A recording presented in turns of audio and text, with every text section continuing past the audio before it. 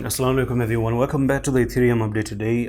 It's been ages we haven't talked about Ethereum, and we know, most of you probably know, that Ethereum is responsible for many altcoins. And by the way, altcoin, if you never knew, stands for alternative. So if you ever hear altcoin, understand it's called alternative coins. Now the thing is, Ethereum is down and it's starting to get some sideways movement on the daily time frame that looks good. Okay, we are getting a little bit of some very good nice demand box right here. So I may say Ethereum is finding a demand zone right there, and we're also having the RSI that is pretty sideways, but this is not the most oversold the RSI has been for Ethereum. The lowest it can actually go is down to where this trend line is, but we do not underestimate the fact that this also is a place where Ethereum has been bouncing back in the history. We saw it bouncing off here, we saw it bouncing off from there,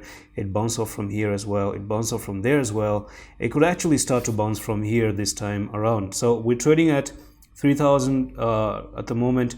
We still yet have to hit the all-time high one more time, and there was a little bit of resistance that you have actually failed to make a successful retest. So that is going to be something like where I'm going to remove the drawings here, and this was a resistance back in the days where this was a failure to break. We actually even saw some retest, but still we had a fake out to the downside as well. So hopefully at this point of time, I do expect Ethereum to start to move back up once again. I do want to see how the EMAs are looking like, and yeah, we do have a bear cross that's still a little bit bad, but I actually doubt that Ethereum is going to fall to the downside. So as long as we start to push back up here, this is going to look amazing one more time to go to the upside. And that's all for the video.